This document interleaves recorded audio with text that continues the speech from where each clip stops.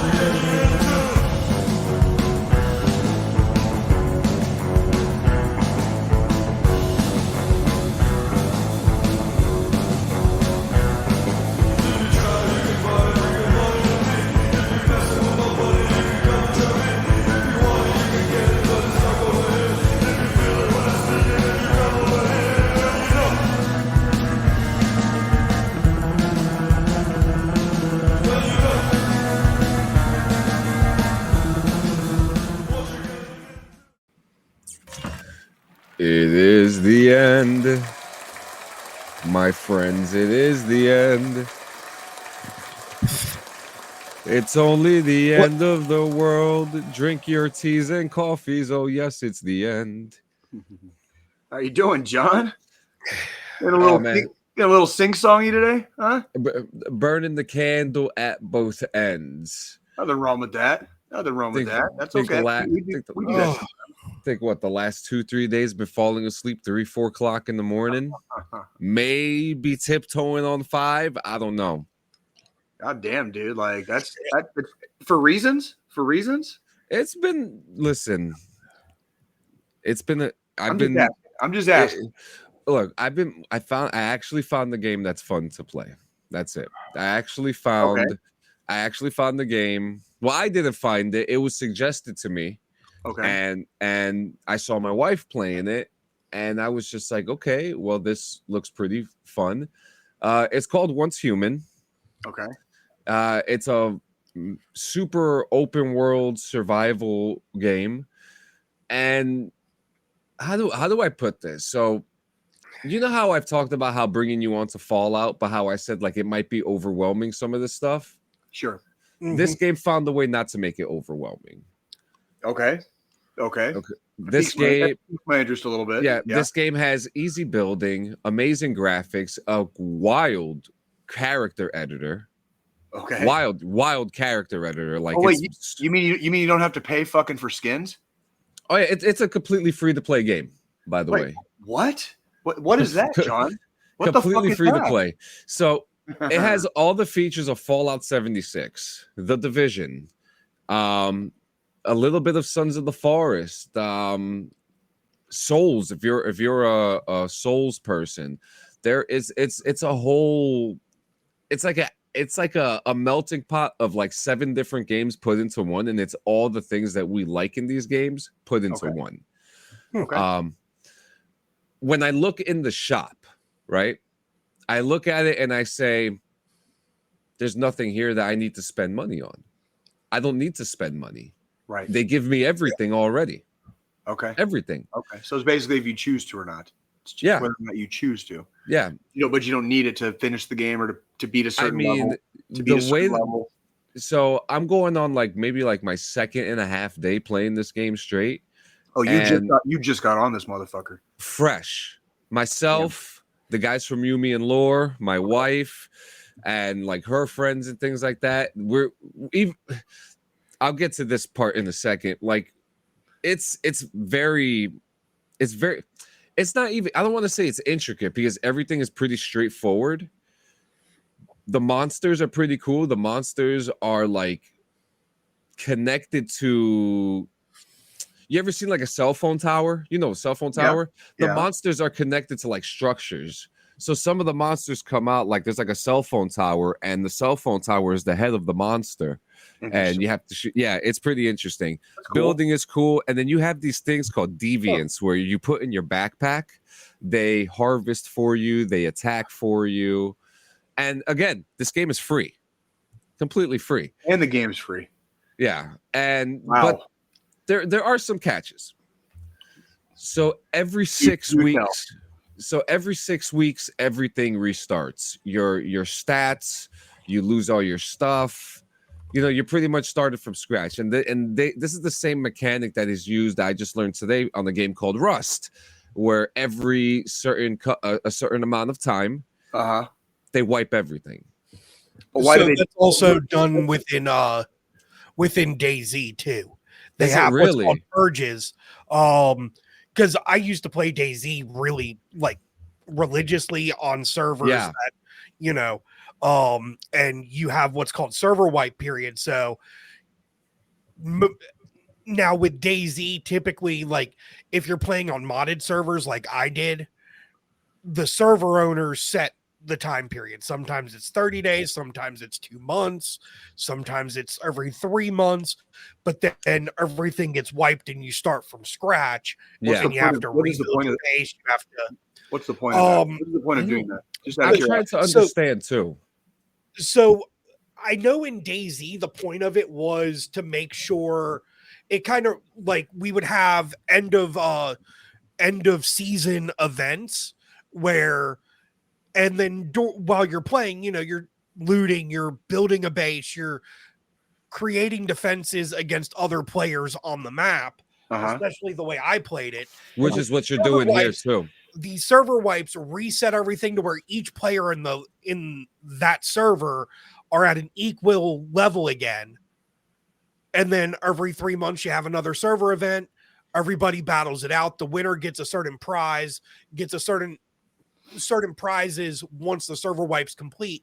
Like you'll start the next 3 months off with a certain amount of cash to be able to go and buy certain gear and stuff, or you'll get, you know, prizes to kind of give you an advantage the next time at the beginning. Interesting. Because it's player versus player. Like Rust and DayZ is PvP versus I'm pretty sure what you're talking about is more player versus environment. Yeah, so I also think that there is a mode available for PvP. I haven't joined it. I think that is available to you. But the whole server wipe thing is kind of weird to me. That's new to me. If I'm gonna wait, I'm gonna play after the wipe happens and see how I feel about it, because I do like that, an even keel for everybody. You know. I can look some of those servers. Yeah, you get into some of those servers, I'm assuming, when they don't do server wipes, it's like you're never going to beat the people that have been playing for like 3 years ahead of you. Yeah. And then there's this and then there's and then there's this other like weird thing too. So let's say the three of us want to play together, right? Right. So everything is separated in servers. But here's the thing. Once you're in that server, that's your character for that server. If you want to go into another server, you need to make a new character. That apparently there's going to be a change coming for that soon. Again, the game just came out, so you can port your character over to a different server. Yeah, that's what I'm understanding. You know, there's different levels of everything, and yeah, man, it's probably I haven't been this excited for a game in a long fucking time. That makes me happy to hear, though. I know you're very passionate about your gaming, way fucking more than I ever have been, and it makes me happy to hear that at least you're getting your time occupied with something that you are enjoying, and it's free. And it's free. Like that. That's the price is right. The price is right. You know what I mean? Yeah. I mean, and the thing is, like the player versus player servers that do the server wipes, it's definitely more understandable than like a PvE server where it's you versus the environment. Yeah, because that is confusing to me too. Because in player versus player, like you were saying, you know, or like Jay was saying, say if the server didn't wipe itself, you've got somebody that's been on that server for 3 years, you're a new player to the game, you're coming in, you're never going to catch up with that 3-year veteran. No. As far as your loot, your gear, being able to take them out or whatever it might be. So, it's definitely interesting to say that. It's definitely something that I'm telling people to go check out. It's free. You can't go wrong with it. Unfortunately and fortunately, it's only on PC right now. I do play it on the controller. So, I mean, I think that's a good sign to say that there is a chance that it's coming to console. It plays very smoothly on keyboard and mouse, but I'm more comfortable with the pad. So I'm still waiting for fucking the Fallujah game to come to fucking console. listen, I don't. I'm There still waiting hasn't for been, that shit, dude. bro. There hasn't been a fucking update on that game in months. That They doesn't make have. me happy. I'm not. I Well, don't know what's I going mean, on there. Ready if or we not's look been at- if kicking we look- ass though. If we look at the track record of that game, I mean, it was canceled, then it was brought back, then it was canceled again, then it was brought back, then they finally released it in beta mode. It was a 12-year development cycle. Yeah. 12 years. So, I mean, it might take a couple more years before it hits console. It wouldn't surprise me with it. Well, and that's. But my It's thing been- is, my thing is with the way gaming has been here lately, I'd rather they take fucking time and get it ported and developed correctly Yes. than I agree. quick, fast, and in a hurry push it out. I think the only negative aspect I can think of with that You're is gonna that lose. it used to happen. It used to happen a lot faster, Yeah. and I don't think current technology is what's holding anybody back. No. I think it's behind the scenes stuff, and it's kind of like how Disney it's kind of like how Disney keeps dropping the ball with like the Star Wars universe. You know what I mean? It's like and Marvel is fucking shooting themselves in the dick with the MCU. It's like the wrong people are probably making the decisions behind the curtain, and it's costing time and availability for the game for people that might actually want to play it. Yeah. Uh-huh. Because like I am a little bit older than you guys, but not by much. I know you two play on PC. I got a couple buddies in the Army that play on PC. As far as like people I know, like let's say here in my local area, that number is a fucking fat goose egg. Yeah. It's a fat fucking goose egg. Listen, Everybody's got an Xbox. Everybody's got a fucking PlayStation. Literally no one where I'm at in my local area is fucking playing on PC. There might be a hodgepodge here and there, some kids. Yeah. You know what? Nobody I'm hanging out with. Ain't nobody I'm fucking hanging out. But everybody, I gotta put it this way. An old timer at one of the watering holes I go to had an issue with a refurbished Xbox, but it wasn't the Xbox. There was nothing wrong with it, but he thought there was. He ends up getting a new Xbox, realizes that wasn't the issue, so he fixed that. But he ended up holding on to this old Xbox. Well, he gave it to me to give to my kids, and that's what I did. But it was like we're talking. This dude's like easily got 20 years on me. He's easily in his like mid to late 60s. Yeah, this dude's got 20 years on me. That motherfucker's playing Xbox right now, right? Ain't nobody except hardcore gamers are playing on PC right now. It's still true. It's still true. It is and that's the thing. Like my dad was a PC gamer in the early days. Me too. I was too. But then he switched over to console, and if he was still alive, I doubt he would have a cell phone. That'd be the closest to a computer he would have. Basically, yeah. I won't. I don't need. We've talked a little bit about it before, but I don't have a need for a monster PC that's capable of gaming, because I am not that. I don't care that much about the gaming part. You know what I mean? Like I don't care enough. Give me a console. Give me a fucking game or two that like might blow my skirt up a little bit in the wind. You know what I mean? And I'll probably play those games till they fall apart, which is basically what I do. It's basically what I do. And I'm not unique in that, but I'm definitely not alone. Alone. Like, you're absolutely right. Yeah. You're absolutely right.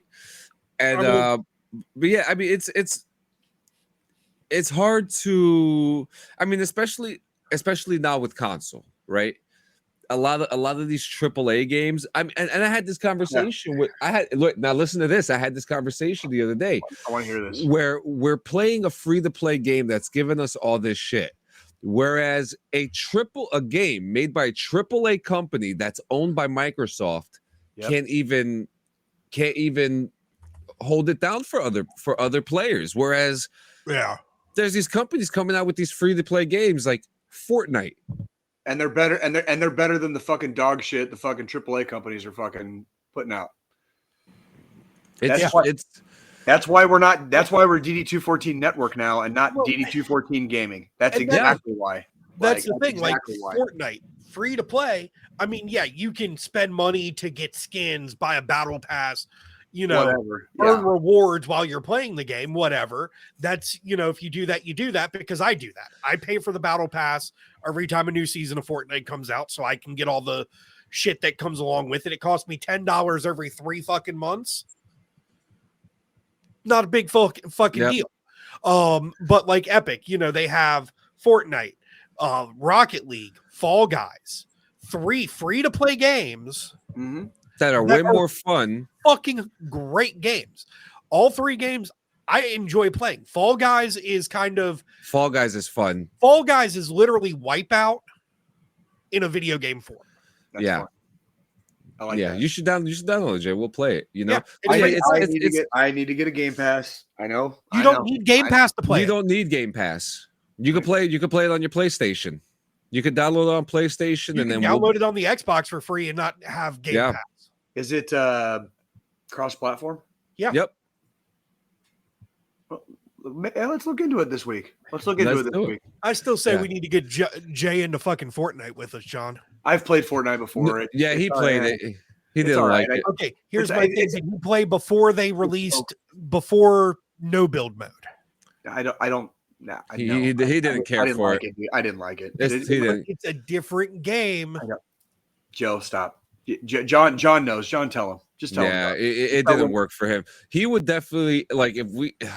Now, Fall Guys is definitely one of those. Fall Guys is a game. It's fun, and we could do like an event within the DD214 network. Well, and I want to play games, but John, me and John chuckle sometimes, but I am notoriously fickle with any. It's not just the games, Joe, and I know you know this too, but it's not just. I'm fickle with every goddamn thing that I do for any kind of entertainment.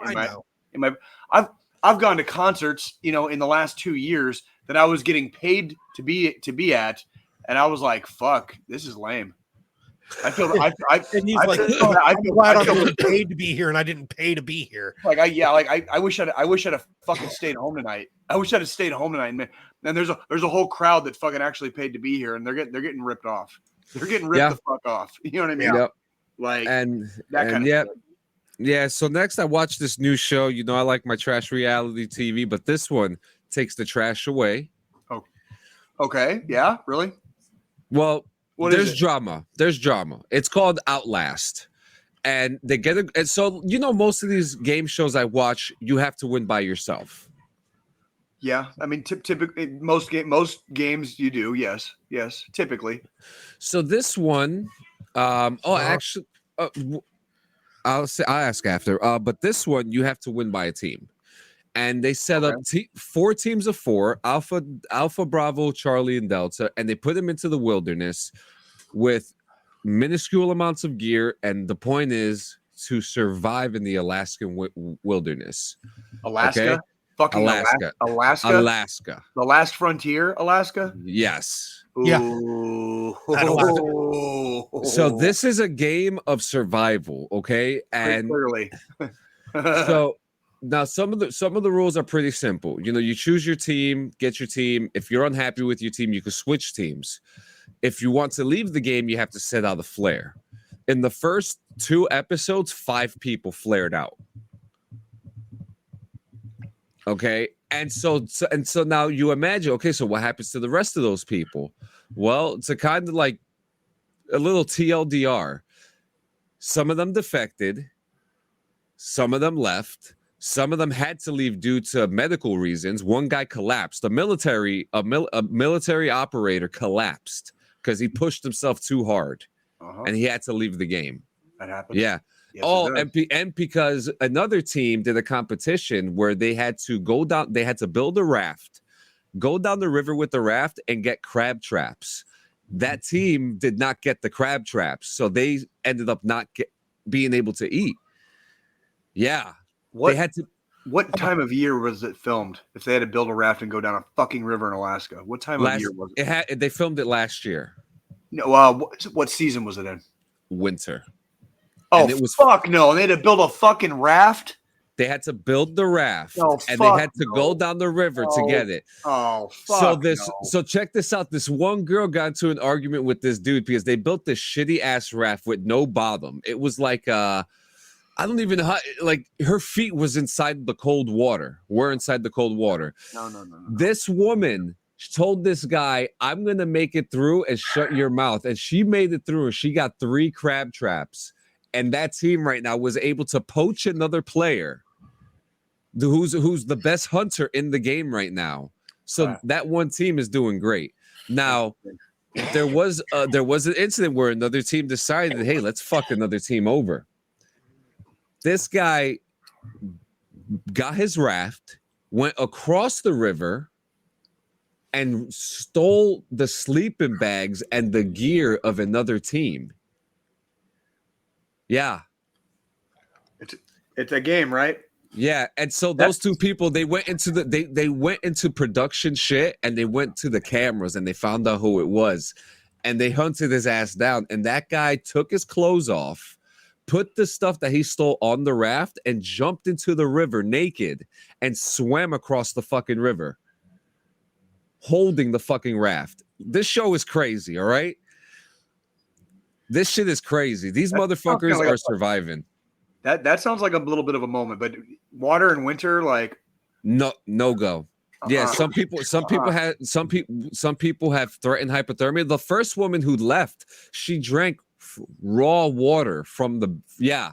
You see it, Jay? Yep. She didn't boil it.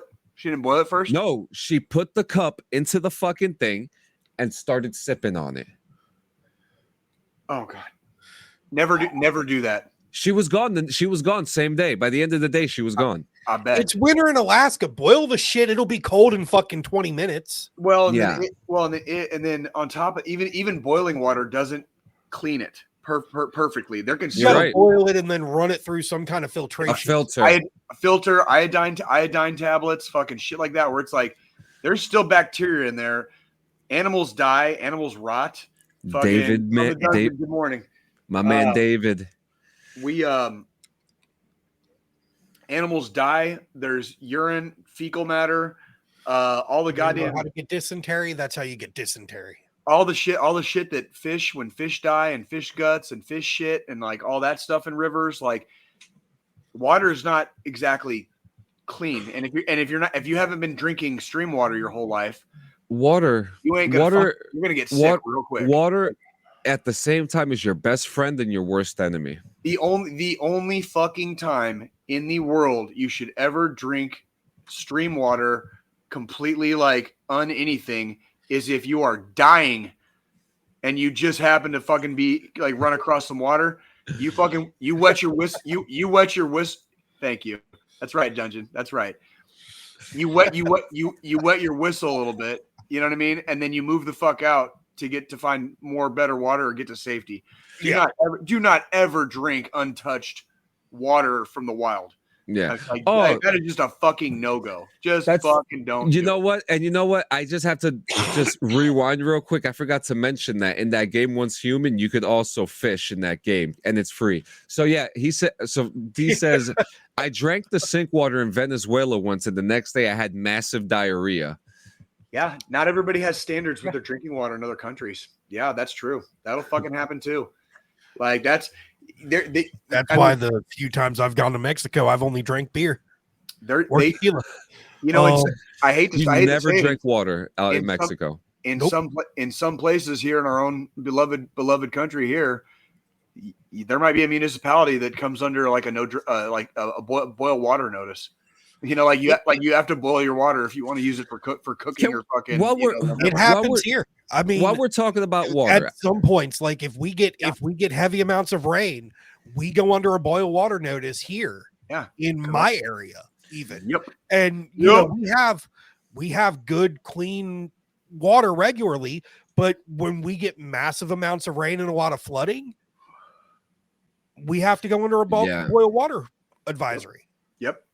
That shit will seep into the fucking the aquifers and the fucking and then usually when that happens, I just go to the store and buy a couple gallons of water instead. Do your cooking and all that stuff with. Yeah. Now while we're talking about water, okay, let's talk about the water from the water buffaloes. Oh God. Yeah. I had to go inside a water buffalo and clean it. Okay. Keep and talking. It's not okay. I developed claustrophobia. Okay, because the moment that fucking hatch closes, you're fucked. You're just in there now. Yeah, and we clean it with bleach. What the fuck? Hope you didn't use too much. A sponge worth. That's okay. A rag's worth because it was third ID. For like the entire inside, yeah. That's the entire one rag, the entire inside, little bit of bleach, bam. I remember filling those things up, getting ready to go to the field. You know, I was an NCO, so sometimes I got a task, you know, like take a couple of Joes, take a fucking 5-ton, fucking hook up the goddamn water buffalo, take it down to the fucking rack, fucking fill the water buffalo up with water. You know what I mean? Like that's fuck that. Oh, dude, that was like all the time. That was I hated being the smallest guy. I hated it. It's just every little job to get ready for stuff has to be done by somebody. Yeah. So it didn't matter. I mean, I think I want to say at least once or twice I was a fucking staff sergeant, you know, like taking Joe's and going, I'm like, you got a driver's license, fucking your driver, I'm TC. I need 2 more people in the fucking back so that we can fucking X, Y, and Z when we fucking are hooking up a trailer, you know, unhooking and whatever. And goddamn, and it just has to be done. You're getting ready to go to the field. You're getting ready to do this. We're getting ready to go to a fucking range, and we're going to be there fucking all day and all night for a range. You have to have water. We have to have water out there. And a camelback's full of water isn't going to sustain everybody. No, it's not going to sustain everybody. Yeah. So I watched the show Worst Jobs in the World, and one of them was going into a tank and cleaning off fecal matter, or going in a tank and cleaning off the oil. Yeah. You better be paying me a lot of fucking money to clean fecal matter. Yep. I'll do it. I'll do it for money, for fucking money. And we're not volunteering anymore. It better be a good amount of money for me to fucking it better be a good amount of money for me to fucking be waist deep in shit like I was in Afghanistan when I fell in a canal one time. Did you have to do the poop shit? The poop deck? What do you mean? Shit? We had to stir the burning poop? the shit. Oh, burning it? Yeah. No. Fortunately for me, the fobs that we were on, all 3 of my tours had plumbing, basically, if you want to call it plumbing. Very rudimentary plumbing, right? Yeah. Rudimentary, but it worked. We had primitive. Very primitive. There were a couple of isolated there were a couple of isolated fobs we went to a few times where people were having to shit in wag bags, what we call wag bags. Mm-hmm. So there, you don't really burn. Eventually, you burn that stuff, but that goes into the burn pit. It doesn't go into like a fucking a chopped off like 55-gallon drum, and you have to stir it with JP8 burning and shit. Like I never. Yeah. I did have burn pit duty quite a few times, and I had to burn a lot of paperwork over the years. On my different deployments, I had to burn a lot of paperwork, stuff like that. I fortunately did not have to ever stir shit. Fortunately, I would have done it if they told me, but I got lucky in the order on that one. I was unlucky enough. My first tour, I was at a fob where we had the big metal fucking canisters under the porta johns. Yep. Oh, shit. Was depicted in fucking Jarhead. Yeah. And platoon. Yep. And I was unlucky enough to get fucking shit burning duty one time. Shit detail. Yep. One time. Yeah, nastiest fucking thing I've ever had to do. Just thinking about it makes me feel like I'm still not clean, and that was 14 fucking years ago. I don't think, no matter how many showers we take for the rest of our lives, I don't think we're ever going to be clean, bro. That's just facts. That's just like facts, it was so bad when I got done with burning the shit.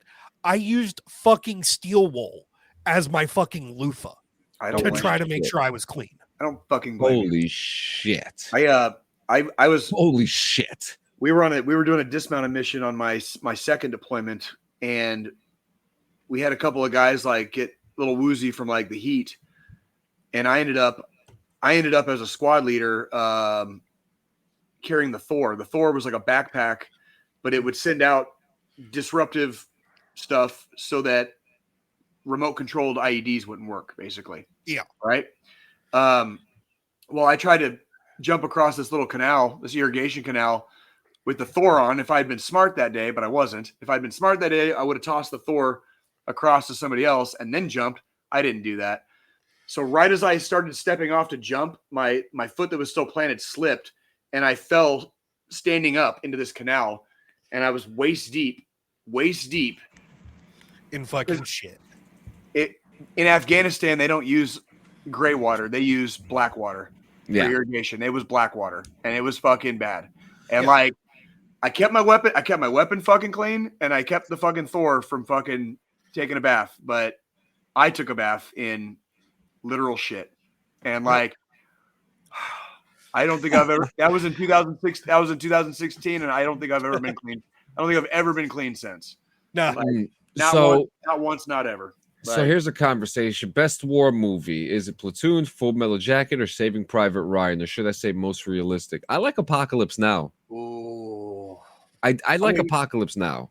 If we're like best war movie, that's a hard, as far as like the best war movie, that is a hard. That's a hard one. Most realistic. What's the most real?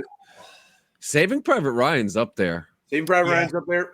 Actually, even though it's completely fictional, fucking Fury's up there. Actually, Fury was so Fury good. Was really good. And they kept a lot of things true to the time period, even though it was a fictional story.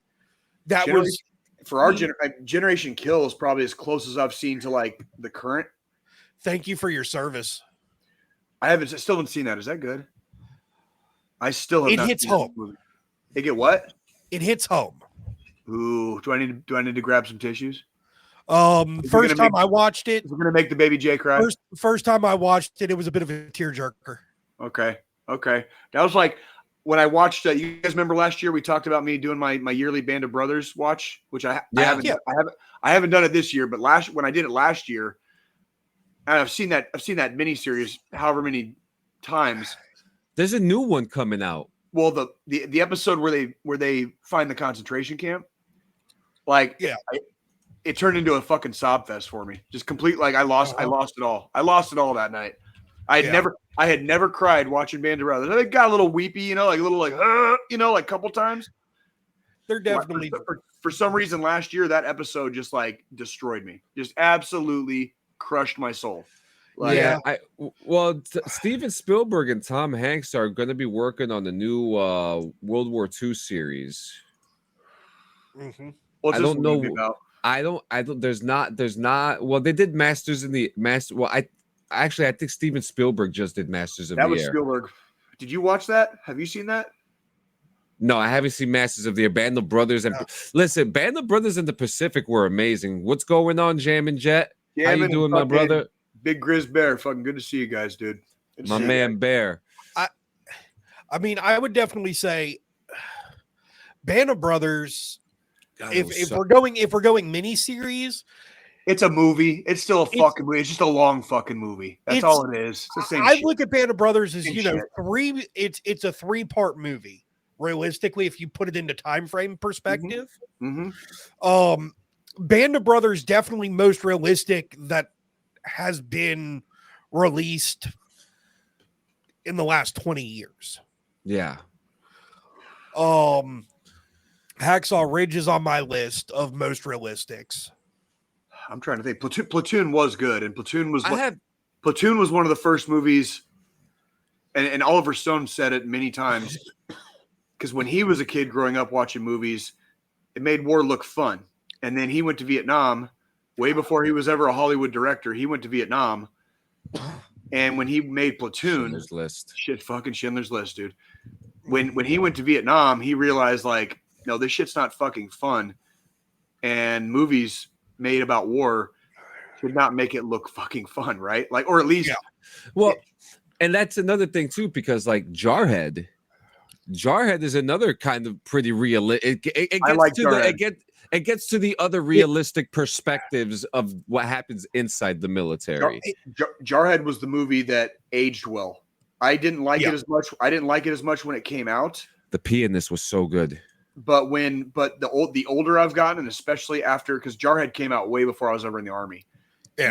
Now that I've been in the Army, I've seen Jarhead a couple more times. Jarhead actually hits a lot closer to home than some of the other movies do. That was actually a book I actually read. I actually read that book, and it was I got it right there, dude. I got it right there. There's a lot in that book that was taken out of the movie, not changed, just taken out. Yeah, for time. Because there was a whole love story inside that whole book as well that people forget. Anthony Swofford had a wife. He had someone he was in love with during the time that the Jarhead era, and they never talked about it once in the movie.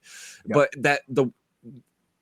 like the one scene that always gets to me when Jake Gyllenhaal's character Anthony Swofford is in front of the board and the drill is yelling at him. He just smashes his head on the board.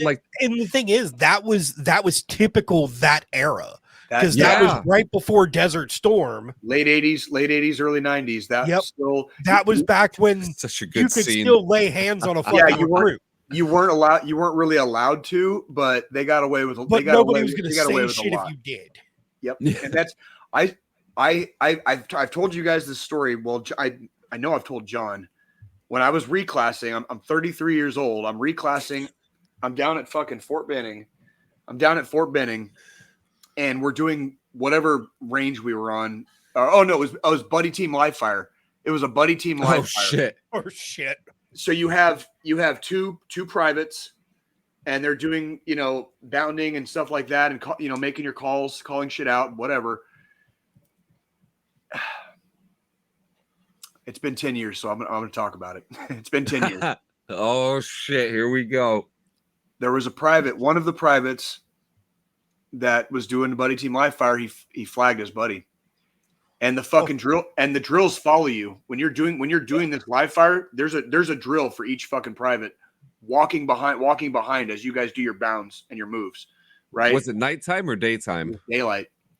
And he flagged his buddy when he was crawling. He flagged his buddy when he was crawling, and that's what irrelevant. The drill behind him, when he flagged his buddy, he came up behind him and he fucking shoved his fucking helmet down. Well, the dude's fucking M4 was right here, and he fucking hit it. It knocked his two front teeth back. Like, it didn't knock him out, but like they were knocked back into his mouth. Holy like, shit! Like if your teeth were like this, his teeth ended up like that. And I witnessed that. And do you know what I did when I saw it? Absolutely fucking nothing. About face. Yep. I didn't see shit. I didn't. Yep. Because that was a safety violation, and that's one of the only times cadre can fucking lay hands is fucking safety violation. Yep. Well, And that's just like the one time I was range NCOIC for grenade range. Yep. Oh my And god.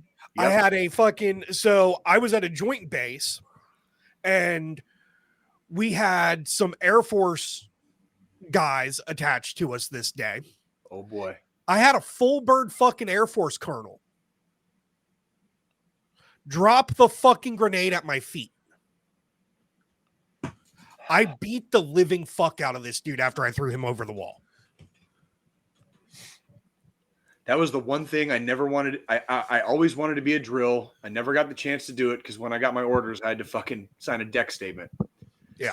That was the one part about being a drill that I was terrified of, was being The grenade range. Yep, the fucking grenade range. Because you're giving your life to people who've never thrown a grenade before.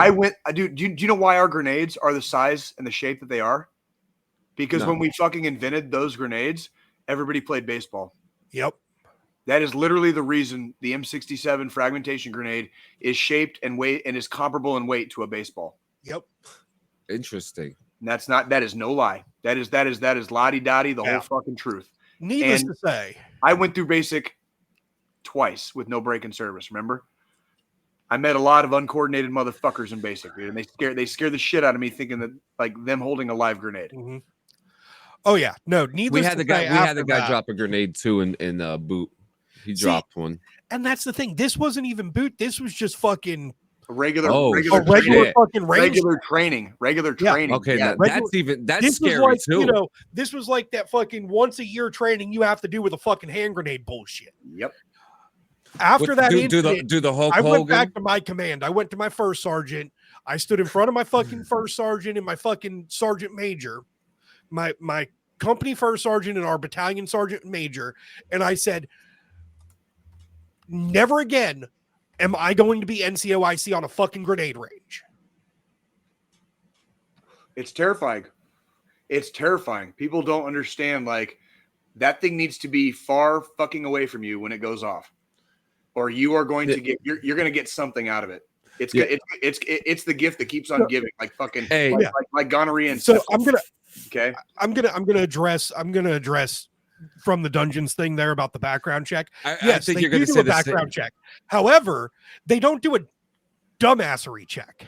Yeah, well, they don't dumbass check. Yeah, they don't. Well, and they don't check. They don't check to see whether or not you played sports when you were a kid. Yeah, so you got like a whole generation of kids. That, like, can I piggyback? I actually before I actually went to boot camp, my trainer, our recruiter actually took us. Like, he would say, hey, meet us at this park. We're going to do some training, you know? And like, he actually had a baseball and was just like, this is how you do this. This is how you do that. Like, teaching us shit to prepare us before getting in. Yeah. Now, unfortunately, during that recruitment process, he fucking got stationed somewhere else. So all that fun stuff disappeared, but he was actually a good recruiter, is what you're saying. Yeah. He took time to help the recruits learn things they needed to know before they showed up. Mm-hmm. He did. Yeah, and as far as the background checks, you got to remember too, if Mother Army needs bodies to fill uniforms, they're gonna fill it. Shit gets fucking waived. I joined during the fucking Afghanistan surge. I went to MEPS in late 2009, and I went to basic.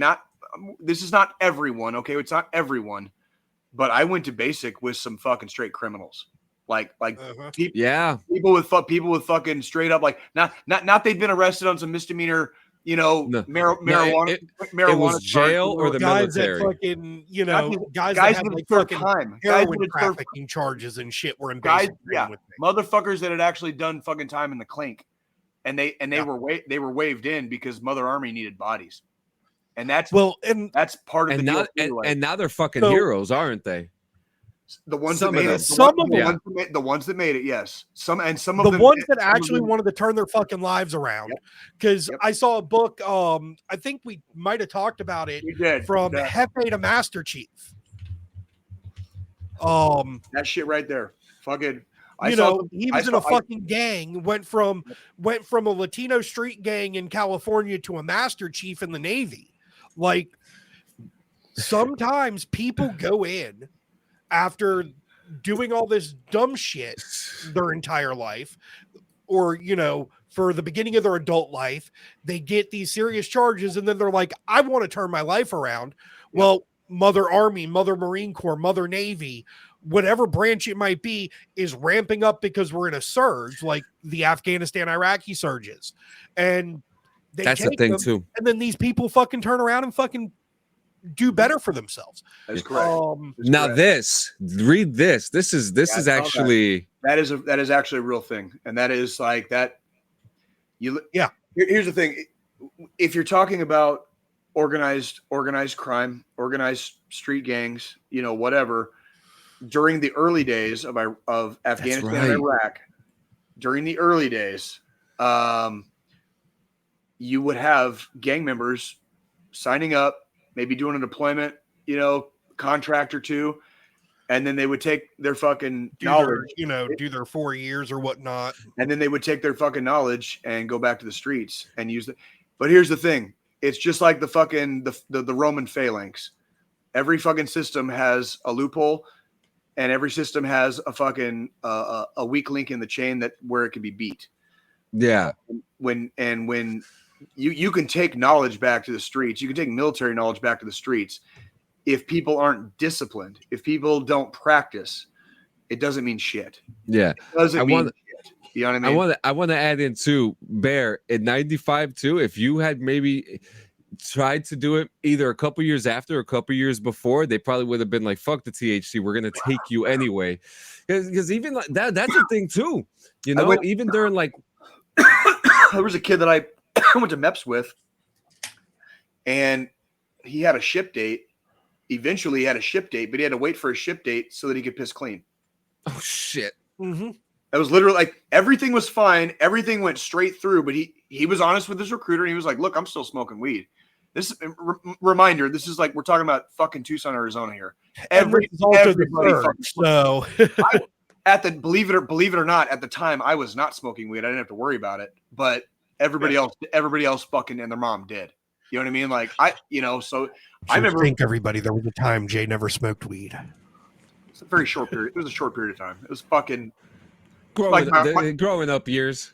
There was like my Army career. I didn't smoke weed, and then it was about, what would it have been before I joined? About 4 or 5 years. 4 or 5 years without like regular use. You know what I mean? Yeah.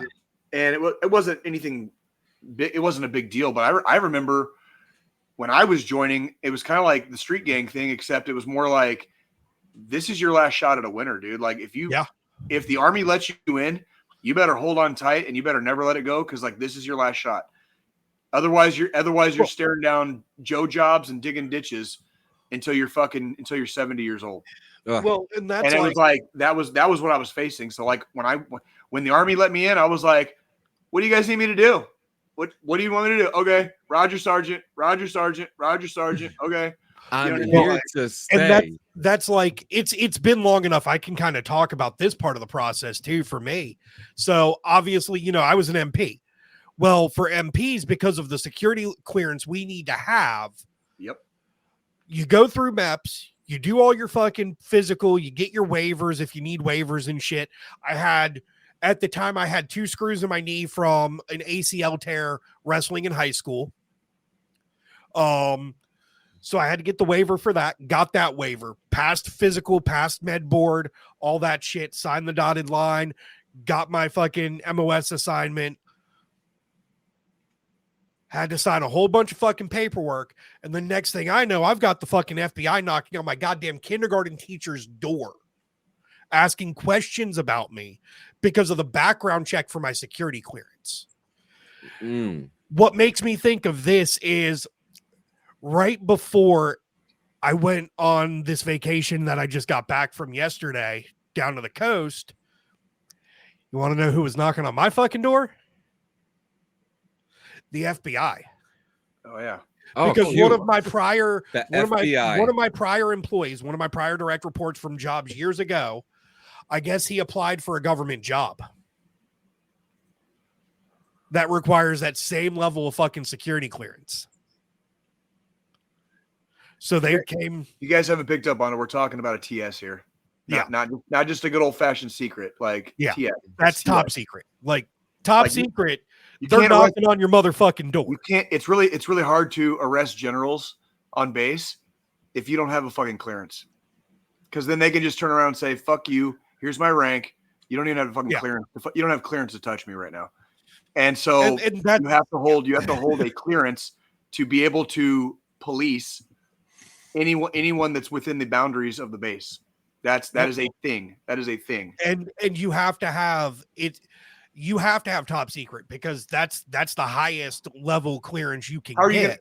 How are you gonna fuck up a goddamn special forces guy who's drunk as fuck and going crazy if you don't even have the same if you don't even have the same clearance, if you're not at the same fucking security clearance level as the fucking guy you're trying to arrest, they could just play the fucking clearance card and fucking tell you to go fuck yourself. Yep. So that's the thing. That's why there's it's like being a diplomat. It was yes, it is. MPs are basically military. They're military diplomats. Yeah, kind of like the Jedi. They consider themselves like part warrior, part diplomat. Like, and that's where era? I also like to call out the fact that with MPs you have two different sectors. You have garrison MPs, and then you've got your combats. Mm-hmm. And that's a whole different. And that's because then you have to totally different fucking things. Because then you have to police combat MP. You have to police people in a combat zone. Yeah, me as a combat MP, I was policing people in a combat zone and also going out with guys like Jay with the infantry, door kicking, putting cuffs on suspected terrorist leaders or whoever I was told to put cuffs on, I was putting cuffs on, dragging them back and handing them over to whoever. Shh. We're not all the time has passed yet, Joe. Shh. It was John Cena. It was that guy. It was that guy. Officially been 10 years, over 10 years since my last deployment. I would wait another 5. Yeah. No. But there's still things from 16 and 18 that like I can vaguely allude to, but like I would not be comfortable sharing. I'm not any specifics about. I wouldn't give any specifics. No, I'm not going that far. But we'll just call them tourists. Tourists. I like that. That's a good word. I'm sorry, guys. I think I have the FBI knocking on my door. Let me go check. Oh man, Jesus Christ! You want to know where I got the term tourist from? Tell me. The Greatest Beer Run.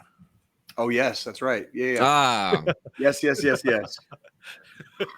old Zac Efron. That was an interesting. Speaking of war movies, that was a different one. That one had a whole different. Oh, you're being called out, Shay. Well, it's not. They're not aliens. They're just things that we have that other people haven't seen yet. And so, in the absence unidentified humanoid creatures. In the absence of knowledge, science is indistinguishable from magic. Yeah, I like magic. All right. In the absence of knowledge, science is indistinguishable from magic. So that's we'll leave it right fucking there. We'll leave it right. That's the big thing. Like science and magic are practically the same thing.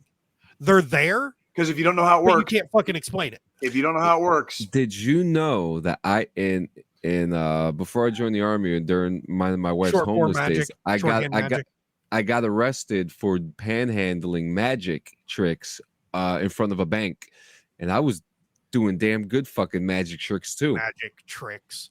I know magic. It doesn't take much. ZJs, and BJs don't count as magic tricks, John. Hey man, I'll tell you what. Sleight of hand is a fucking hell of a thing. Sleight of hand is a fucking hell of a thing, and I'm not just talking about being a klepto here. I'm talking about I'm talking about like in the heat of the moment, when if shit's got to disappear, dude, like you make it disappear and fucking it works. Fucking works. No, yeah, magic is I'm kind of that's like my little secret vice right there. Magic. I love it. I love that shit. I've got a couple of tricks up my sleeve. I promise. Yeah. Like, have you seen those assholes on social media? They start writing numbers on their fucking mirror, and they're like, "Oh, if I guess this number, you have to fucking follow me." But then they get the number wrong, and you're just like, "Well, fuck you. I'm not following you now." That is kind of weird. Like, they do like those weird. I don't watch a lot of. I don't. I mean, it's Jay. I don't do social media. You don't watch. I don't fucking see shit. I mean, I'm about to deactivate my fucking Twitter account because I'm tired of seeing fucking tits all over the place. What? I follow nothing but tech people, and for some reason, there's porn on Twitter now. Yeah, like actual porn, like porn, like nude women and shit. Yes. On Twitter. Yeah. I thought Elon was going to get rid of all the bullshit. Keyword bullshit. So here's what Elon did. Just asking questions here. What Elon did was he lightened up the rules to allow a lot of shit that wasn't allowed before. So he didn't clean house. He didn't make it better. No, he didn't.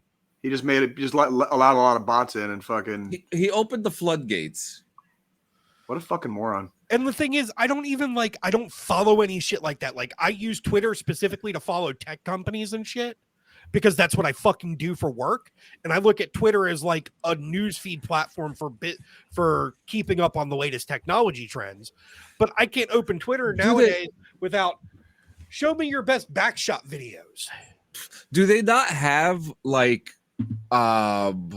areas? Because, like, for example, like, and there's no way to fucking turn that shit off. Yeah, so like Segway, right? Segway has this like I wouldn't even call it like a social media, but it's like a feature where you could share like your mileage and your photos of your scooter when you're riding and shit. Do tech guys have something like that?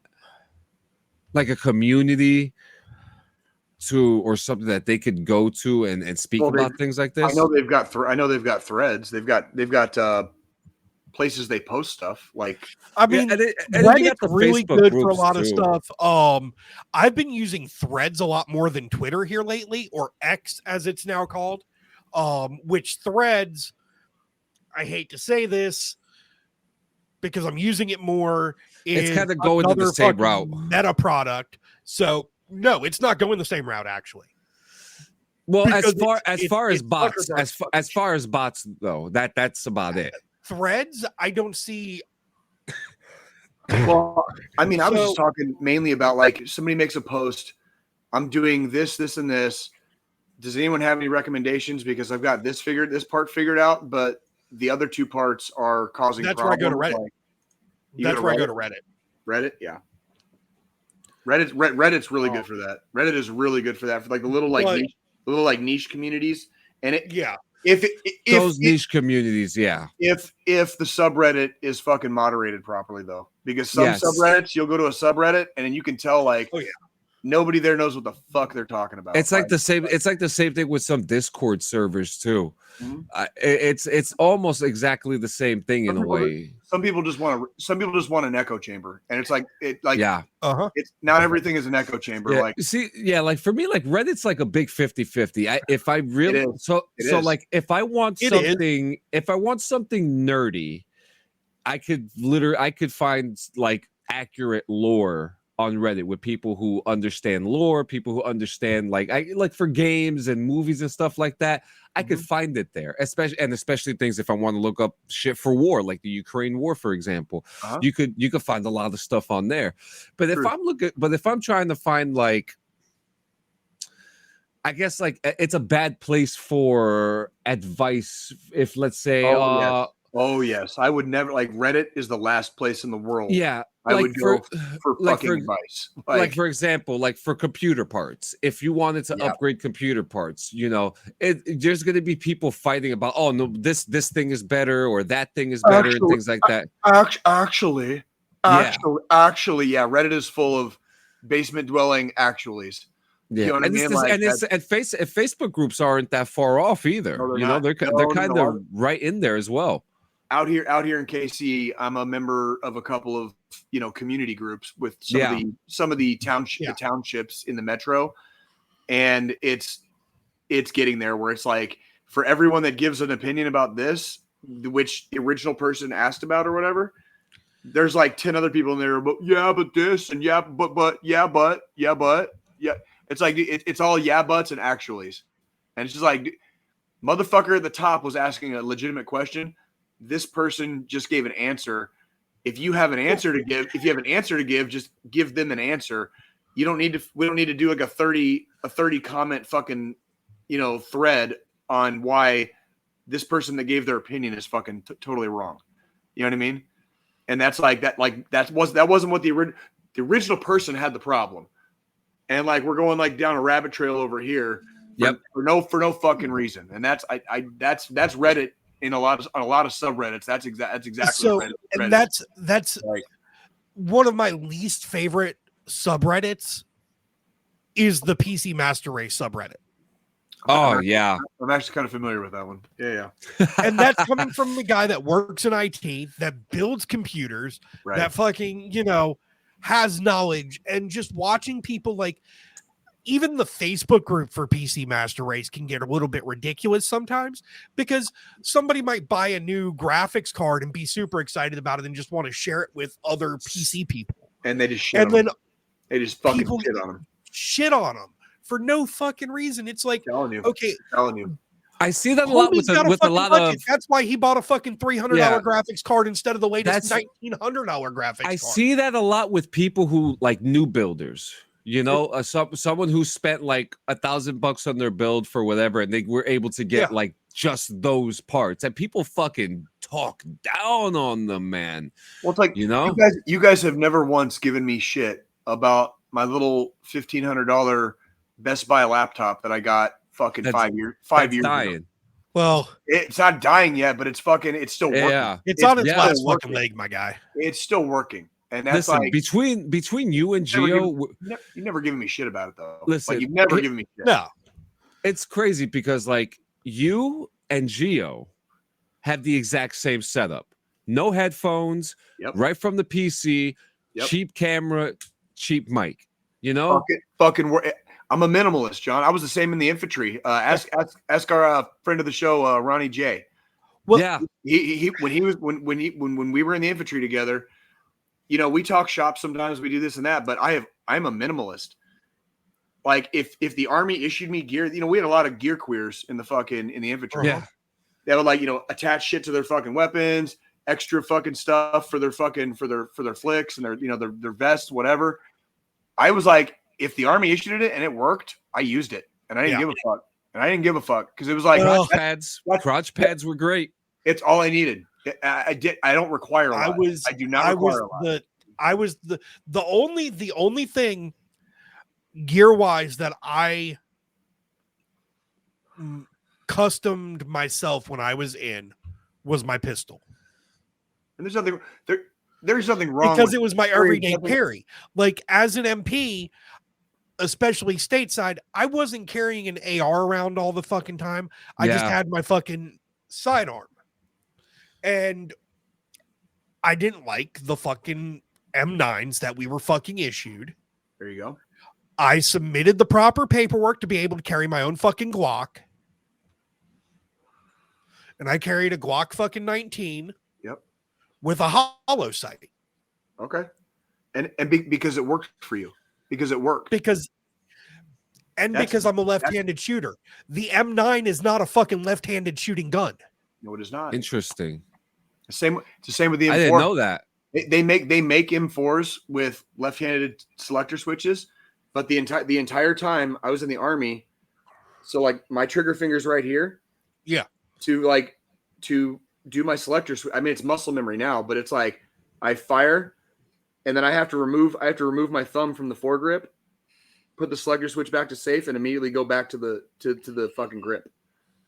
Like, and that just over years and years and years, that just became muscle memory. Well, Yeah. I have to hold. My main hold is here. It's actually not the grip. and that's the thing. My So main like hold is pistols, is the barrel. being a lefty, and you're a lefty too, Jay. So you know, They But don't with- they don't make the world for us, bro. Yeah. but with my M4, I grew up shooting rifles right-handed, so I was lucky. already comfortable right-handed lucky. with my M4. Pistol, I'm more comfortable left.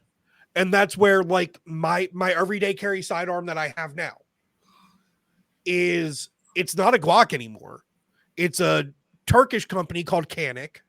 Mhm. And I don't like saying they're Glock clones, but they're the only other gun manufacturer on the market that makes their guns where you can switch it to just easily.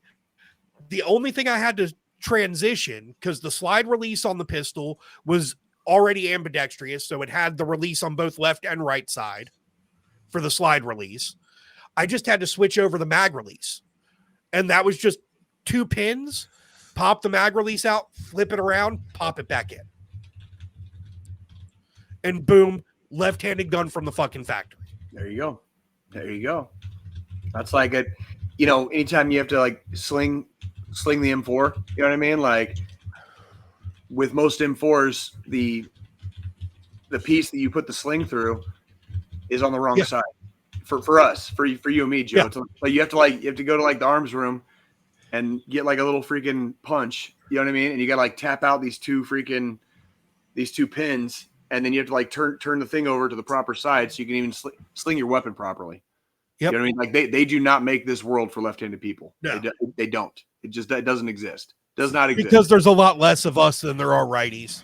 It's understandable. It's understandable, but yeah, like, oh, they are universal. They are universal. If you're left-handed, you have to fuck with them a little bit. Or Yeah, no, they're universal. They universally don't discriminate against where that bullet's going. right. You just have to get gooder really quick. You have to get gooder. Yeah. This is an interesting conversation too, because I'm generally a lefty, but I do everything else with my right. Yeah, I'm left-handed every goddamn thing. I can shoot right-handed, but that's because you're supposed to be able to shoot with both hands in case you get your dominant hand or arm blown off, right? Exactly. Joe, You practice both left and right-handed, You have but to be able to shoot left or right, especially infantry or combat MP. You know, when you're going out into those environments where, you know, let's say you have to clearing corners. We're clearing corners. If I'm clearing a corner to the left, like moving to the left, it makes no sense for me to like. Yeah, I have to fucking switch sides so that while and then if I'm going to the right, I'm going to want to be left hand on where the fucking trigger's at versus right hand. Yep. So it's all, you know, it's a what do we say? There's 1,000 ways to skin a cat, right? But it's all Met TC dependent. So yeah, but there's only one way to milk it. I'm just telling you. I'm just saying, dude. I'm just saying. Fucking Squillidi's horrified. Fuck. Just saying. Please explain to me how you milk a cat. I don't know. Ask Robert De Niro. Yeah, that was the fucking. John was making a fucking. That was Fockers, wasn't it? Yeah. Yes. Well, it was the first one. What was the first one called? What the fuck was it? Meet the Parents. Meet the Parents. It was a Meet the Parents. Yeah. Yeah. Yeah. So, do you guys want to know? Fucking titty contraption. Fucking De Niro's a fucking. Like, why you get what? Well, it's like Ben Stiller was being like, it's like, why do you got to lie about some stupid shit? Like, you know, and Robert De Niro's sitting there like, tell me, how do you do that? How do you do that? Just being a dick, you know? Because it's like, yeah. What So, do you say, John? Do you guys want to know whether the 5 longest sniper kills in world history? Fuck yes. Fuck yes. So in 2009, Corporal Craig Harrison in Afghanistan shot 1.53 miles against 2 Taliban machine gunners in the Helmand province. Nice. So 1 shot each. He was using an accuracy. 1.5 miles. 1.5 miles. Holy fuck. Yep. That's number 5. 2,000. Number 4. It's 2,000 meters for you, like people that aren't good at conversion. That's 2,000 meters. 2 clicks. Yep. For those of you that don't speak freedom units. Now the next one is 1.68 miles, and it is by an unnamed Ukrainian soldier in 2022. Yeah, they've had a couple. There was one. Oh yeah. I think there's one recent. There's the one. Next one's also Ukrainian. No. He's not actually, but it's cool because there is more than one Ukrainian on here, and I have Ukraine news actually to talk about today as well. An unnamed Australian sniper in Afghanistan in 2012 at 1.74. 1 3/4 miles.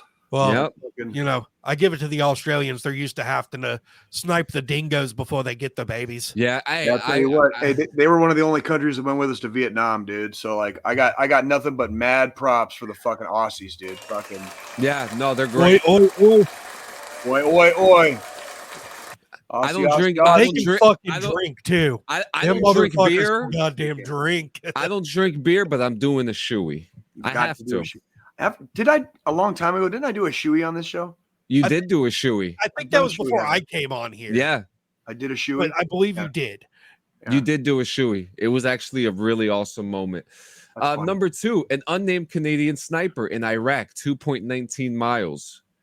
God damn. Time out. And did you just say Canadian? Yeah, Canadian. An unnamed Canadian sniper. Canadians usually do pretty good at the sniper competitions. Like they're consistently like in the top. Yep. They have a really good sniper program. Oh yes, I believe it. 100%. And number one, I hope I don't butcher the name. Vyacheslav Kowalski from Ukraine, 2.36 miles. That was recent, wasn't it? Yes, that was in 2023. That was last year. Yeah. Video evidence confirmed that a custom-made round from his Horizon Lord's anti-material rifle connected with a Russian officer 3,800 meters away. It took 9 seconds to close the distance with the Russian. After the target doubled over and fell, the other troops scattered. Well, I mean, shit. At that distance, you're not seeing where that bullet came from. You're talking about like you'd like the to calculate that a 9-second flight. Like that is a fucking that's a fast bullet. Well, it's a hell of a lot of math. You have to take like when you get into like shooting like that, target shooting, sniping, hunting, stuff like that, you have to account for things like arc. And at those distances, wind, yep. At those distances, you have to account for the curvature of the fucking earth. Fucking you have to. It goes into your math.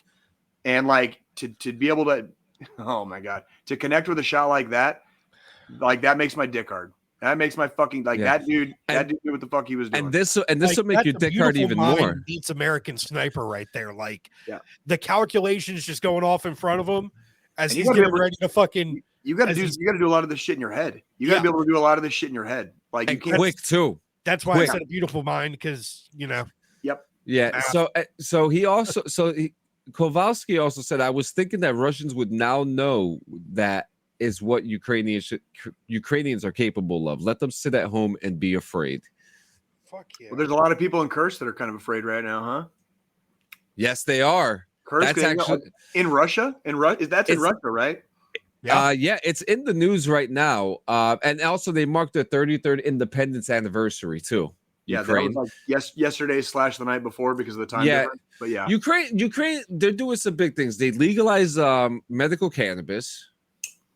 You know, that's a big thing. We talked about that in Bong Rips and video games. It was funny because Gio said, yeah, because they need to calm the fuck down. Everybody. You know? Shit's happening in their backyard, man. Like, you know what I mean? Fucking, what they need to do is just start dropping burning pot plants into Russia. Maybe that'll fucking fix that commie bastard over there. Just drop trees down there, right? I'm telling you, man. Better than all the fucking trees right on the fucking Kremlin. Better than all the vodka they drink. You know what I mean? Like, yeah. So the next one is this potato water. Guys, I'm sorry to be showing this to you, but you guys need to see this, okay? This machine gun equipped Cybertruck might be the worst technical ever. It guarantee it is. Dude, fuck. Who did that? Why? Yeah. This is the dumbest thing in this millennium, hands down. And I don't even want to. Yeah. I mean, the Cybertruck alone is the dumbest thing I've seen in this millennium. Now someone's got to mount a fucking machine gun into the fucking truck. You know whose fucking car this is? This is that fucking dickhead from Chechnya, fucking Kadyrov. Oh, well, that's fine. That thing's going to fucking break down on him anyways. Yeah. Like, fuck it. It's going to rust out. I can't believe he's still doing shit. We had better futuristic looking shit in the 80s and 90s, dude. Like this future is so boring. Like, look at that fucking hunk of shit, dude. And that's you're supposed to pay $100,000 for that? Fuck no, dude. So technically, they only start at 60. What fucking whatever, dude? Like, fuck that. Fuck that company. Fuck that fucking truck. Fuck their fucking founder or owner, whatever the finger fuck he is. Fuck X. Fuck them all. Like, fuck that cocksucker, dude. Fuck him. What a hunk of shit. That looked like a hunk of shit. If I knew that he was in this article, I should have read that before. I just thought the title said it all. But yeah, anyway. It makes sense that it would be a Russian. Yeah. Military veteran pleads guilty to illegal possession of ricin. A Marine Corps veteran who authorities said tried to fake his own death after a falling out with a Virginia-based militia group pleaded guilty Wednesday to illegal possession of ricin, a biological toxin. Russell Richardson Vane the Fourth, 42nd of Vienna, Virginia, had been in jail. Russell Richardson, Vane the Fourth. Shit. You fucked See? it up. Barely made it through 1.5. Yeah. So, I mean, I think one of the best ways to kind of talk about Ryson, and for me personally, is Breaking Bad.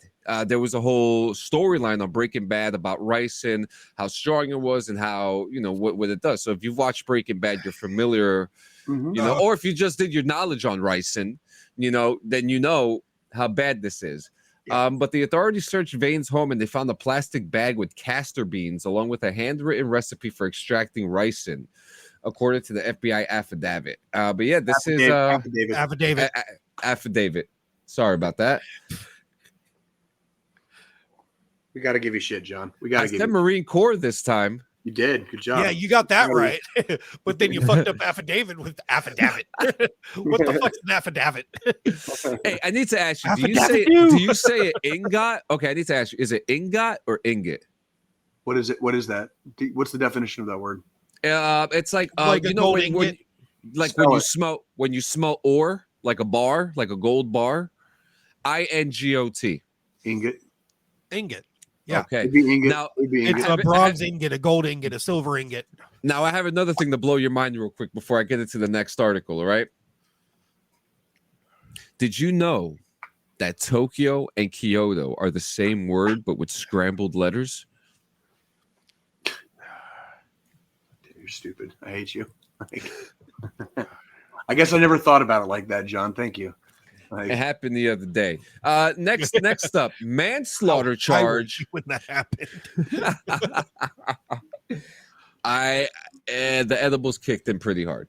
Next, attorney, manslaughter charge. This is a win. Manslaughter charge will be filed against Florida deputy for failed shooting of Airman Roger Fortson.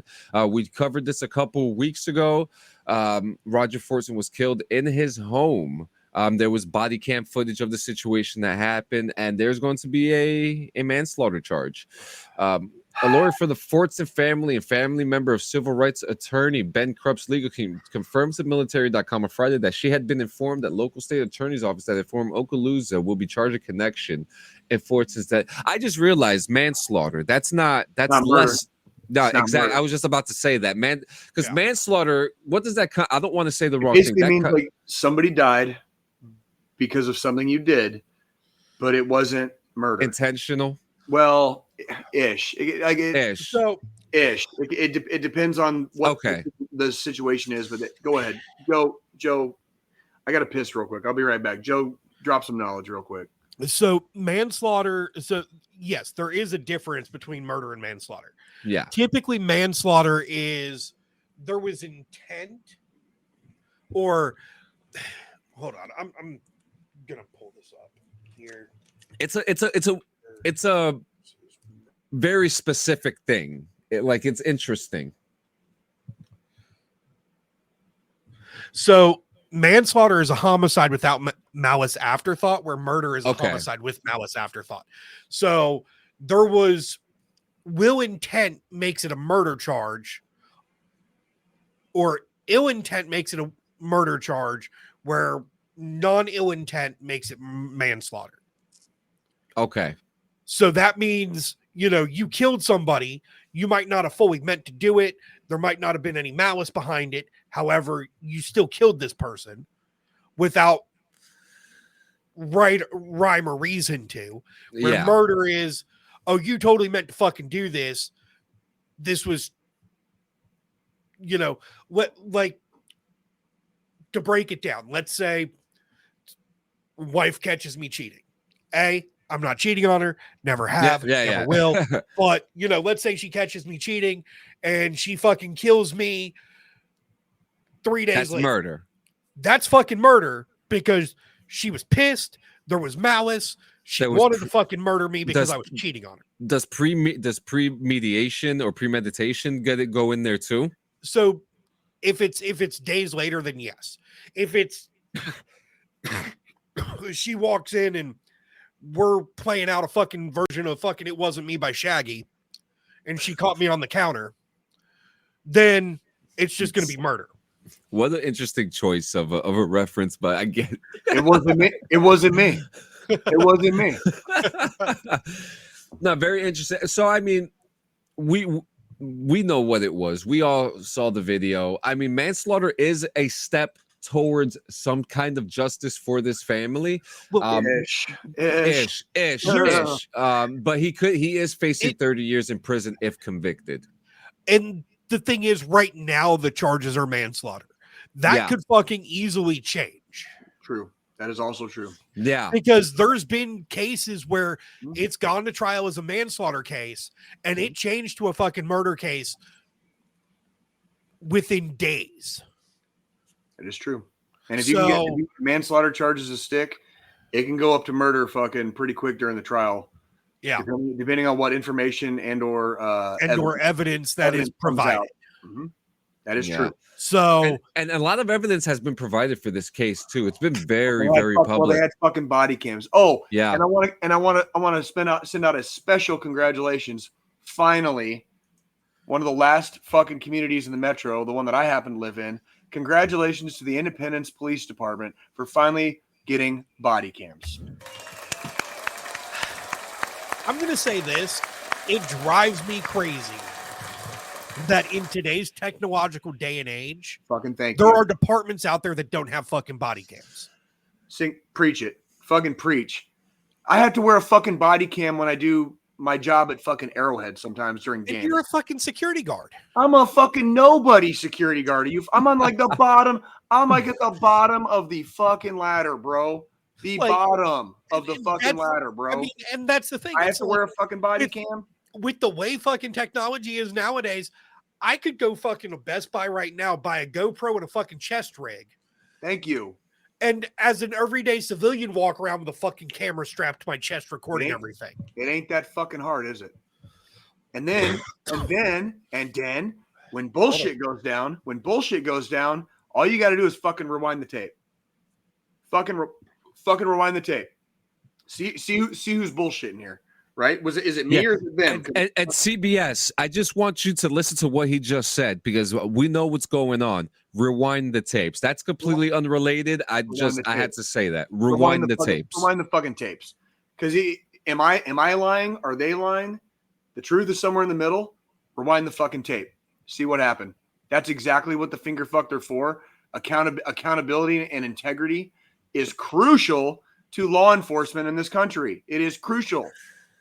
You're like we have got to take some better steps for the law enforcement community in our country, not only for them to be safe, for the fucking public to be safe, and for the public to feel safe around them. Yeah. You know what I mean? Like for the public to feel safe around them. Like this shit's been going on far too long. And any department that is still pushing back against body cams is just showing how fucking out of touch they are.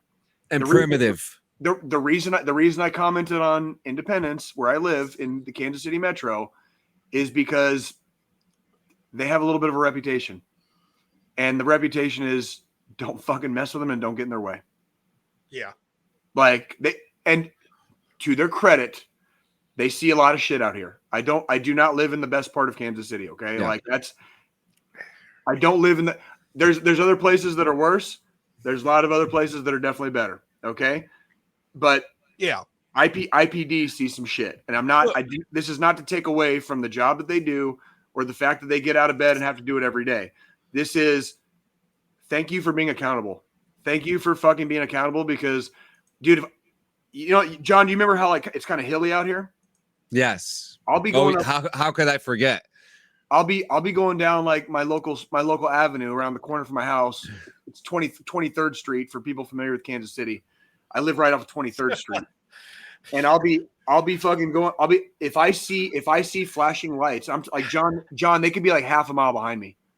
If I see flashy lights in my fucking rear view, I immediately start pulling the fuck over because like IPD won't stop. They'll fucking like whoever they're chasing, whoever they're fucking after. If they're not even after anybody yet, and they're just trying to fucking get past. Yeah. I mean, there's even laws in some places that when you see those lights, pull over. There's actually laws for that. That is a law, but yeah. IPD doesn't play. They don't like. They're not. This is not Kansas City PD. This is Independence Police. They don't play. They will fucking run people off the road. They're like those guys because they get fucked with a lot. Damn. So Independence. They get fucked with a lot, dude. So again, I'm not blaming Independence them. I'm not blaming them, but get the fuck. If you're in Independence, Missouri, like move the fuck over if you see flashy lights behind you, because like the cops will push you. They'll make sure you're out of the way. So you're telling me that the Independence Police Department are out there playing Twisted Metal in real life, bro? I should record. I should start make a tally for how many times a day in a 24-hour period I hear fucking sirens. I hear fucking sirens outside my house. And it's all because I live within proximity of 23rd Street. They get into fucking chases every day here. Literally 7 days a week. They get into chases out here. Like, so I just want to point something out here though. They get fucked with. This is what kind of pisses me off. So the number one manufacturer of body cams, Axon.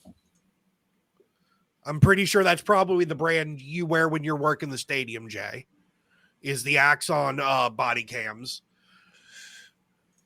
In 2017, you want to know how much one single body cam cost? Tell me. $169. How much do they cost now?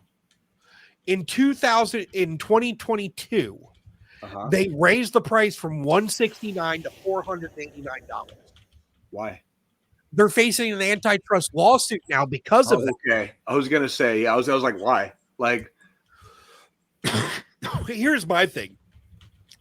Equipment for our fucking police forces should be heavily discounted to begin with. And if you're going to create a company that really gears yourself towards law enforcement equipment, it should be affordable. Because you've got these small little municipalities and shit like that have small budgets, and those exist out here too. Yeah, right. And honestly, the body cams are great for multiple reasons. It's not just for the public; it's for the officer's safety. Yes, there's for their safety behind having a body cam on. It makes everybody safer. It makes everybody safer. Like, and you're able to hold the law enforcement official, the officer more accountable, the person, the public, yeah, yes. It's like if somebody gets shot by a cop, and the world's ready to throw a fit about it, and that body cam coverage comes back, and it says like they were kind of asking for it, and they fucking got it. Yeah, like it makes it a lot harder for people to be like, oh. Because like you can't really argue when it's on fucking film. It makes it really hard to argue. Like was there a clear and present danger? Were there other people and or the officer involved in danger of life, limb, or eyesight? Was it a fucking justified shooting? All of that comes out on fucking film. You can watch that shit, rewind it, fucking watch it again, rewind it, and it goes into a cloud. It goes into a cloud. The issue is, like, you can literally slow it down. You can fucking down to you just put it under a fucking microscope because it's on fucking film. And the problem is these smaller municipalities that don't have the budget to spend $489 on a fucking body cam. That is stupid. They're the ones that we're gonna fucking have. They're the ones that aren't gonna have that footage. They're the ones that are gonna have more problems in the long run. And that makes them unaccountable. And a lot of those smaller communities live in pockets of the country where there is already a divide and people don't trust the cops. Yeah. Like at some point in our country's history, we're going to have to get to a point where, a healthy country that is ruled by law has to have law enforcement. If you're going to have law enforcement to enforce the laws, you have got to be able to trust the people that are trusted to enforce the law. Exactly. That's the divide. Like everyone loves to fucking hate on MPs, right? For being MPs. Fucking, I'm glad I wasn't getting called out of bed at 3:00 in the morning when I lived in Pueblo, Colorado. Hey, Jay, drive 40 minutes to fucking Fort Carson because one of your soldiers is fucking drunk and you have to fucking catch him. You have to fucking bring him in. No. Jay was just getting the call at fucking 4:00 in the morning. Nope. Hey, we've got your soldier in the fucking drunk tank. because I wasn't there. I wasn't involved. And no. Yeah. If I need to put somebody in fucking flex cuffs, okay, I'm doing that shit fucking downrange. I did not sign up to do that like on a even a semi-regular basis. That's not part And, of you your know, contract. It's one of those things like only if I'm on specific missions, if I'm capturing somebody. That's it. That is it. I did not sign up to capture people. I signed up to like Shoot. to fight the bad guys. Fight the bad. Yeah. Fight the good fight. Do the American shit. Do God's work. Well, and that's the thing. Like, you know, like you said, Jay, MPs get a lot of shit. You've given me a lot of shit, but at the same time, you were an engineer. Well, and then I've never once told you your job was unnecessary, because your job is completely necessary. No, and that's the thing. Every job is necessary. That's just like order. It keeps order. Exactly. And police, whether you love them or hate them, police are supposed to keep order. And a military base is literally is its own little municipality within another municipality. That is correct. So you still need law enforcement, fire, and EMS. 100%. You still need your first responders on post 24 fucking hours a day. 7. And how does the military do that? Easy. They make jobs out of those, just like there's jobs in those fields in the fucking civilian world. Correct. And if I got called out of my bed and had to drive 40 minutes and go to the barracks just to fuck up one of my soldiers, I'd be going to jail. I'd be going to jail because his command would get the call and have to come drive 40 minutes to fuck him up. Then they're gonna have to come fucking get me, right? Because I fucked up one of my soldiers. Like, that's what the fucking MPs are for. Like, that's exactly. And I will tell you, the hardest part of being an MP, especially when I got into the senior NCO ranks, was when one of my MPs fucked up. Oh yes, that's the best part, where you're like, motherfucker, you're supposed to be above the standard. What the finger fuck are you doing? What in the finger fuck? We're supposed to be the standard of the standard. Yep. And you're now going around fucking up, making us look bad, and we're already the fucking joke of the goddamn military. You're already not a joke. You're the most hated. You're not. MPs are not a joke. Ask Joe. Did you ever make it to Germany? No. Or Korea? I did 6 months in Korea. So I've heard stories about when they put restrictions on hours you can be out and stuff like that. John, they will send uniformed MPs from the base to places outside the base, like the bars and shit like that. Bars and everything. And if they catch you, and if you pitch a fit and they catch you, they will fuck you up. And in Germany, the Polizei will be right behind them, and in Korea, they'll turn away. The Koreans will fucking just straight turn away, and the MPs will fucking beat the shit out of you. MPs in Korea have a lot more fucking power than most other places, because the Korean police in Germany like blind eye. Germany's very rigid. Asia and Korea, they'll watch and smile. They'll watch and smile and pretend they never saw a thing. Like, I've heard stories. There are no witnesses in Korea.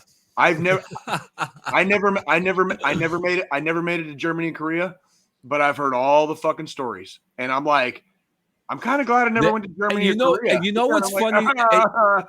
What's funny too? How like we stick out like sore thumbs, right? Especially in a place like Korea.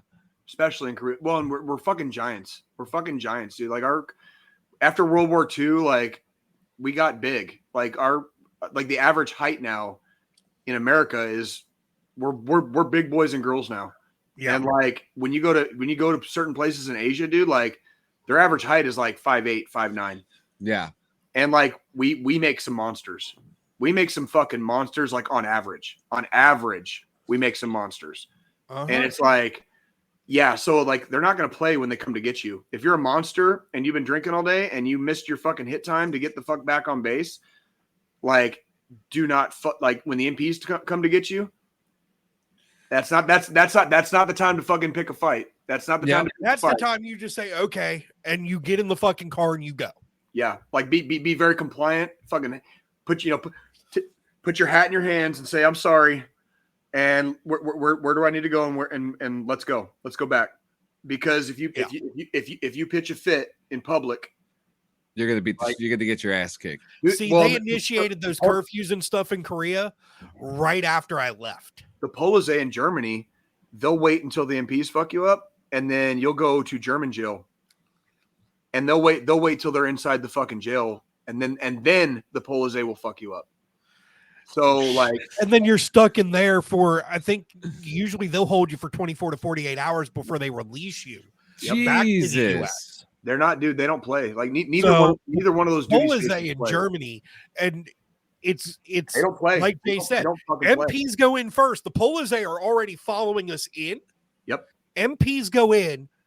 You put up a fight. The MPs have now beat the living dog shit out of you. You're and in then we cuffs. step out of You're the, in we're cuffs. already in cuffs. The Polizei now are carrying you out because Literally. of our relations with Germany. Did you ever get to use those fucking cuffs where you're like, you got them behind the back and there's ankle shackles and there's a metal fucking rod between the two? No. Did you ever get to use those? John, they'll put you in that shit and they will carry you by that metal rod. So you're hanging upside down like this, face down, like with your legs and they'll carry you like that, like a pig on a spick. like a fucking pig on a spit. My Like, fucking I'm lord. not doing like Yeah. we You're literally hogtied with a metal pole. we And joke. then We joke about how much we hate, like everybody hates the police and hates MPs and blah. yeah, but we ain't joke doing about these shit things. like that here. Don't mess with them. Do not. That's why when I see fucking, if I'm in Independence, Missouri, if I'm here in my little place of residence in There's- Independence, if I see flashy lights behind me in any regard, I immediately pull over, no matter how far away they are, because I'm just getting the fuck out of their way because they don't I play. mean- They get fucked with all the time. And the thing is, Like I can't even imagine like PTSD as a cop because you're like you go out every day expecting to get fucked with, Yeah. expecting to get fucked with. Like Yeah. I wouldn't be able to do it. I wouldn't be able to handle that job. I Same. wouldn't make it. I wouldn't make Yeah, it. and it's crazy because I actually applied for it in Atlanta too, when right after I got out. But You're crazy. yeah, I know. Well, it was MARTA police, it was transit police, but Okay. yeah, a little more timid, but it actually Yeah. almost worked out for me too. Can you believe me being a fucking transit In cop? Atlanta. Yeah, I'm glad it didn't work out. same here. Same I here. You wouldn't know want why to be they a said fucking no? transit cop in Atlanta either. You know why they said no? Why? Because my surgery was too fresh. Interesting. I'm glad. I'm actually happy for you. Yeah. I don't think that would have been a fun job for you. No, podcasting is fun, but guys, on that note, we're here at the end of the show. Do you guys want to take it this week? Joe, we've been waiting on you for a hot minute, dude. Well, I was good. Yeah, You gonna take it? I guess. If I can make it through it without coughing, hold on. Let me throw a cough drop in here real quick. Do it. Actually, might need one too. My throat's like, it feels dry, man. Yeah, I mean, you got to get off them knees every once in a while, John. I can't help it. So, we're at that point, everybody. End of the week. I just came off a vacation. Getting ready to go back to work after 2 weeks out of the office. Woo. And we're coming to the end of the summer. I think we're technically the last week now, officially starting today, because next week's fucking Labor Day weekend. Oh shit. Yes, it is. So, we're coming up on September. Labor Holy Day. We're shit, coming dude. up on September. Holiday season's fucking approaching us faster than I fucking would like. Yeah. And there's going to be times where over these next few weeks, months, where things happen that you typically would do with loved ones that might not be here anymore. You might start getting down and depressed. You might feel like there's nothing left to hold on to. You can always, call or text 988 or dial 1-800-273-8255 talk. Again, that's 1-800-273-8255. If not that, reach out to a battle buddy, reach out to a friend, someone you might not have talked to in a while. Shoot a text message to somebody. I say this every time I do our final thought. You might be that reason that person puts down the gun or doesn't take the pills, because they might be at that final straw thinking nobody cares. There's nothing left to go on with about. And then you just say, hey, I know we haven't talked in a while. How's it going? And strike up that conversation. And it might just snap them back out of it. Show them that somebody cares. Mm-hmm. Friends are important during this time. Family's important. Keep an eye out on everybody. We want to see everybody here next week, the week after that. We all know we got it coming to us. All right. I mean, we're not. We get a day closer to the last day. That's right. But we ain't fucking trying to speed up the goddamn process. We fight. We fucking fight. There's no reason to crank that dial on that life clock and speed it up to the last day sooner. Let it just naturally happen, because it's going to. We don't live forever. Nobody does. We will. And I don't want to either. No, we don't. And that's the thing. Like, it's okay to understand and be okay with the prospect of death. It's okay to have accepted that someday, yes, we in fact, like 10 out of 10 people do eventually, we are going to die. We are not here to speed that shit up. Yeah. That's not what we are here for. We are here to fucking be a shining light and a beacon and a fucking anchor and a rock for the people that love us. Yep. Like, and we've lost so goddamn many. They removed the choice for us because we've lost so many to this. We're not even allowed to do it anymore. Like, this is fucking like, we have to live now, because we would be besmirching so many memories of people that we've lost along the way if we chose to just take a quick exit. We cannot besmirch the memory of like the giants we've stood on the shoulders of. Right? Like, so like, please talk to somebody. Please talk to somebody. You have to. And that's the thing. Like, a lot of us, Jay was saying, we don't want to soil the memories of those we've already lost by doing that to ourselves, because we've all, especially those that are veterans within our community, we've all lost someone to war, to combat within our generation of veterans. And we don't want to just let that pain cause us to join that person in the afterlife. If there is an afterlife, whatever you believe, we'll all be in the fields together again soon enough. But it doesn't need to be too soon. Not today. Not fucking today. Like, that's the big one. And we've lost so many more to suicide than we do. So yeah, they can say we lost Afghanistan and Iraq, but like, if you were there on the ground, like we didn't really lose. You know what I mean? Like, it was kind of a little bit of an imbalance in the actual fighting, right? But for the ones that we lost in country, we've lost a lot more back home. Yep. Back home.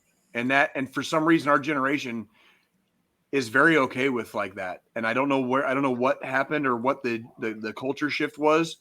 Yeah. We're not allowed to. We got to stop.